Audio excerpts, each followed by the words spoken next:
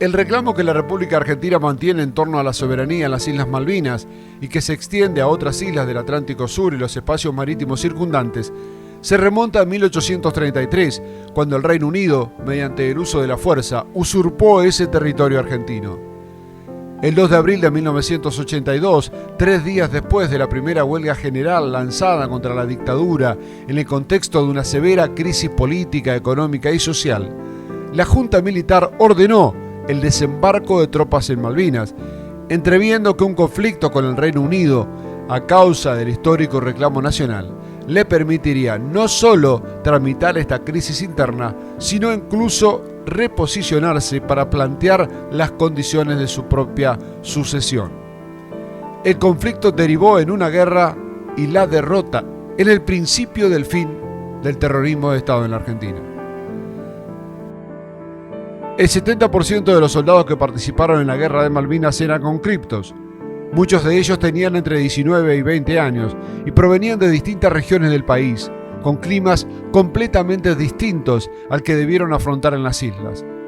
Combatieron con mucha valentía en condiciones adversas debido a la enorme improvisación de los responsables de la conducción política y militar. Durante el conflicto bélico murieron 649 argentinos y resultaron heridos 1093. En los años de la posguerra, se calcula que más de 400 excombatientes se quitaron la vida. Este alto índice de suicidios no solo debe atribuirse a los efectos traumáticos de una experiencia límite como la guerra, sino también a causa de la falta de reconocimiento social en los años posteriores al conflicto. En Florentino Ameghino tenemos héroes de una guerra que los cambió para siempre y que no eligieron, pero que la tuvieron que pelear. Aún hoy hay heridas abiertas que no cierran y probablemente nunca se sanen. Fueron a esa tierra hostil siendo colimbas y volvieron héroes, enfrentando aquel horror con el coraje que les salió. Nadie se las contó, la vivieron y los marcó para siempre. Cuando los adolescentes de acá intentaban aprender la marcha de Malvinas, los adolescentes de allá combatían en Zapar Hill, Puerto Argentino, o rescataban sobrevivientes del Belgrano, con el eterno dolor de que Ricardo Pineda no fuera uno de ellos. Ameghino tiene sus héroes y hoy dan testimonio de lo vivido, testimonios atravesados por el dolor que con el tiempo se transformó en orgullo. En el buque insignia de la Armada Argentina en aquellos años, el portaaviones ARA 25 de Mayo, fueron embarcados Toribio Sosa, Miguel Rosales y Juan Caliani. Cada uno tiene su propia historia, sus recuerdos, sus vivencias. Como mi división era todo lo que era parte de armamento. Manejábamos todo lo que era munición, bombas, misiles y todo lo que era la defensa antiaérea del buque. Mi puesto de combate era en un cañón antiaéreo. Sé que era de estribor, pero no me acuerdo el número. Si era 4, pues estribores a la derecha o babores a la izquierda. Y había 7 cañones o 9 antiaéreos, no me acuerdo. Pero sé que me tocó uno y yo lo que hacía es alcanzarle unas balas de 40 centímetros. Esa era mi función ahí. A mí me tocó en el 25 de mayo en la división Víctor. La división Víctor en ese barco es la división, una especialidad donde no la hace cualquiera porque es el despegue y el aterrizaje de los aviones, de los helicópteros y los aviones que reconocimiento, que son los atraques, son aviones de reconocimiento. Es una división que es el alma del portaaviones.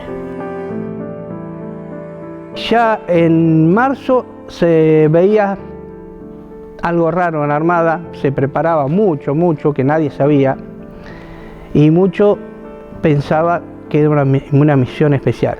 La misión especial era ir a las islas, ahí lo notamos. Nosotros también éramos encargados de encargar víveres y eso, y en uno de los bultos me acuerdo que decía, había unas bolsas grandes, negras, que me acerqué yo de curioso y decía bolsa para cadáveres. Bueno, ahí ya dimos que eso no era joda.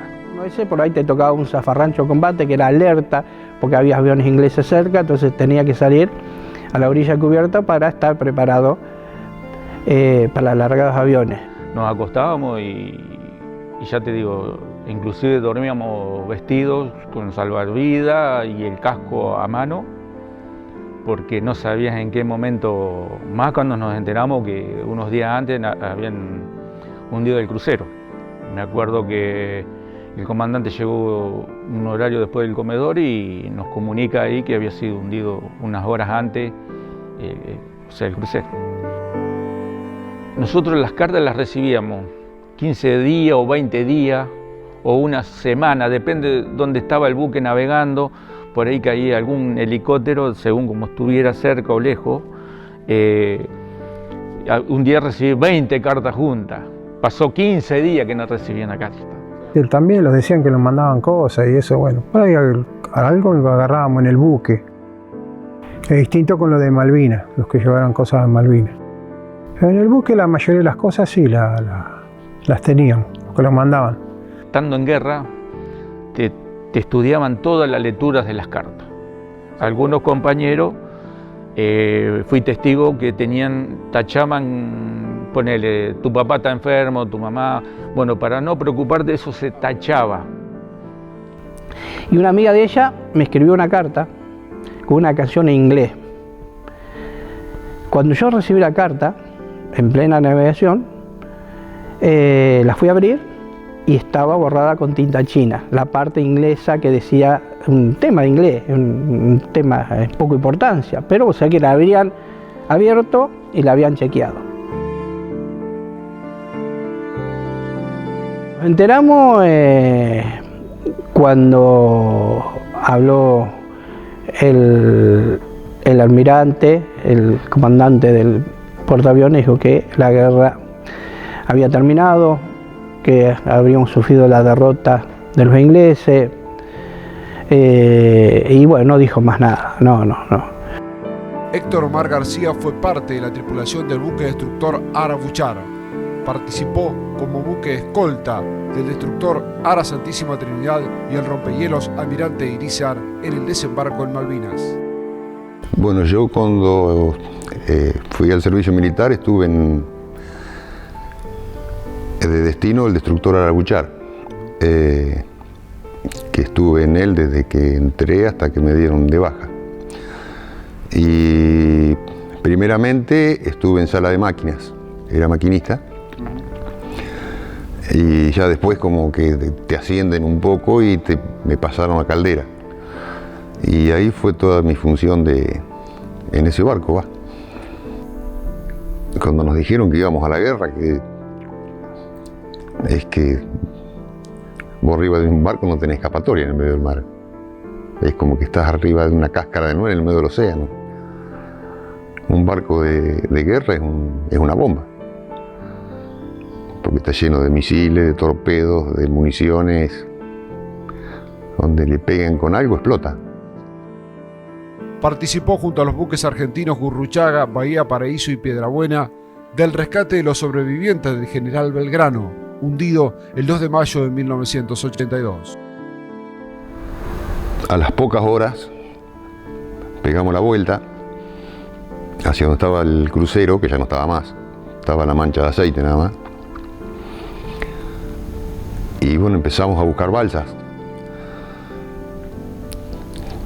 Tuvimos toda la tarde esa, lo que quedaba de la tarde, toda la noche y parte de la mañana buscando balsas, hasta que un avión a la mañana, un avión de reconocimiento, las encontró a 100 y pico kilómetros donde se había hundido el Belgrano. Había olas de 9 metros, lo que hacía re difícil agarrar las balsas, porque cuando pasaba una balsa pasaba muy rápido y el barco estaba allá arriba y la balsa pasaba por abajo. Y bueno, se hizo todo un despliegue ahí de avistamiento de balsas, buzos que se tiraban al agua a agarrar las balsas, atado al barco, obvio. Y nosotros agarrando por la borda, agarrando los sobrevivientes para sacarlos de las balsas. Todos quemados, empetrolados, bueno, congelados, porque el agua estaba bajo cero. llevarlos a las duchas, sacarles la ropa porque no se podían mover, desvestirlos, ponerlos bajo el agua caliente para que se empezaran a revivir.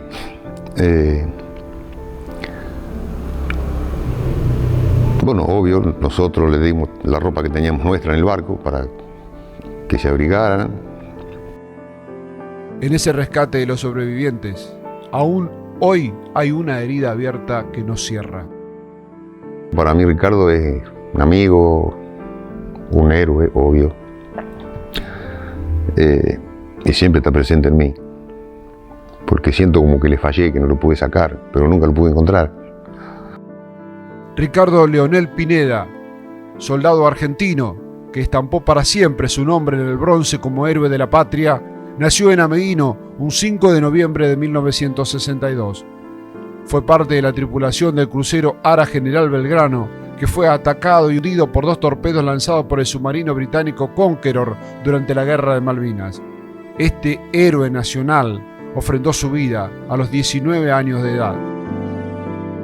Hoy es un orgullo recordarlo y saber que el pueblo no lo olvida.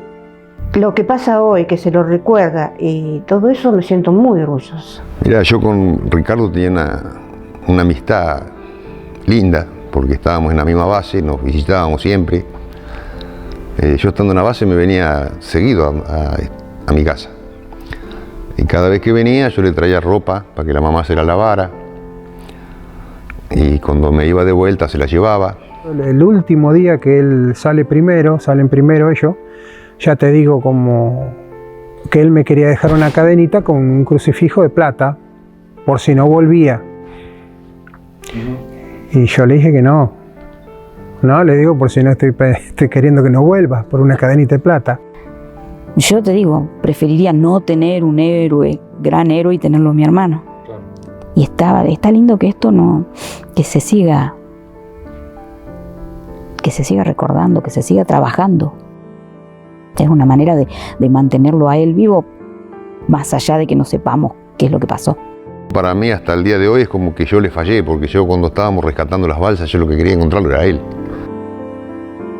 El veterano de guerra de Malvinas, Miguel Ángel Potes, cumplía con el deber del servicio militar obligatorio en el Regimiento de Artillería 101 de Junín, cuando el 3 de abril de 1982 su vida cambió para siempre.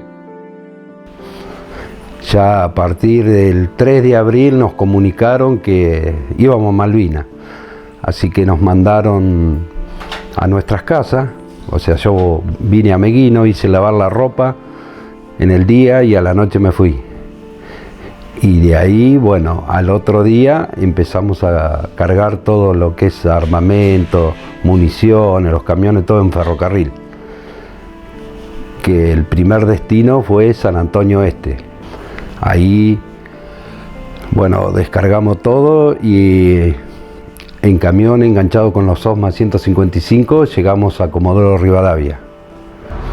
Que así fue que ahí en Comodoro tuvimos 2 días y una tarde, tipo 8 de la tarde, nos embarcaron en un Hércules con los cañones hacia Malvinas, volamos.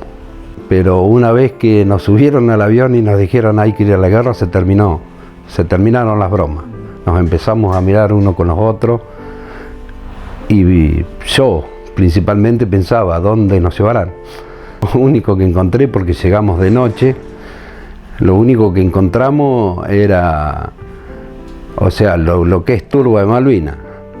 Dormimos una noche en un hangar de unos aviones y al otro día hicimos 5 kilómetros caminando con todo el armamento y el bolso portaequipo que te dan el ejército y nos instalamos en Malvinas. De ahí tuvimos 2 horas y nos trasladaron con el cañón y el camión a posición, que era Cerro Sapperhill, que está a 1,5 kilómetros de Malvinas, de Puerto Argentino. Nosotros tuvimos 36 días, de los cuales 33 combatimos sin parar. Era día y noche. Empezamos a combatir y el miedo no nos abandonaba nunca, o sea, todo el tiempo con miedo, porque no sabés si te va a caer un proyectil al lado tuyo, otro al lado del otro, o sea, con mucho miedo. El momento más difícil que pasamos fue cuando llegó el Papa a la Argentina. Cuando viene el Papa a la Argentina, que viene a negociar por Malvinas, ese fue el peor día que nos tuvieron. Hasta los tuvimos que replegar porque si no éramos carne de cañón. Coraje sacado de donde no tenés, pero tenés que ir, tenés que seguir combatiendo. Porque si vos no combatís, viene el enemigo y te mata. El día de la rendición, cuando nos dan la voz de alto, que no se tiraba más, nosotros, bueno, saltábamos de alegría, los soldados, cuando ellos lloraban porque había perdido Malvinas. A mí no me interesaba Malvinas en ese momento, yo quería volver con mi familia. A Meguino llego el 24 de julio a las 4:30 de la mañana, y a dedo. ¿Te encontró alguien de Meguino? Tuve la suerte que salimos a las 2:30 y bueno, yo me paré en la ruta y son todas casualidades, ¿no? Y para una camioneta. Cuando abro la puerta, me dice, ¿vos venís de Malvinas? Sí. El Yoshi y Garza me trajo hasta la puerta de mi casa. Aunque el tiempo haya pasado, todavía la guerra le anda por el cuerpo. Nunca podrán separarse, porque cada 2 de abril la guerra vuelve, nunca se va y nunca se irá. Día a día me golpea, porque hay cosas que yo te puedo comentar a mis hijas, a mi señora, pero hay cosas que yo me las voy a llevar a la tumba, que son muy mías, ¿me entendés? Para todos los veteranos, el día después es un reclamo que se ha sostenido en el tiempo. Era una vergüenza presentarte a la sociedad porque habíamos perdido una guerra. Trabajo en veterano de guerra, ¿quién sos vos? De repente de tomar la isla y de estar en guerra éramos los mejores, cuando perdimos los peores. No hubo recibimiento, no hubo reconocimiento, no hubo nada. Éramos nosotros con lo que traíamos adentro, nada más. Digo, lo largaron con paracaídas y caíste ahí a la suerte de Dios. O sea que fuimos, en todo momento cuando llegamos a Argentina, fuimos escondidos. Nos metieron por la puerta atrás, no podíamos hablar. Te queda una mochila muy grande arriba, la tenés que llevar toda la vida, no te la sacas más. Y cada vez se pone más pesada. Porque dice que el tiempo, viste que el comentario que el tiempo borra las heridas, en este caso las agranda. La guerra de Malvinas duró 74 días, entre el 2 de abril y el 14 de junio de 1982. En cada uno de los que volvieron, la guerra late cada día, y por los que quedaron en ese pedazo de suelo argentino. Nuestro deber es tener memoria para que tanto dolor no haya sido ni siga siendo en vano.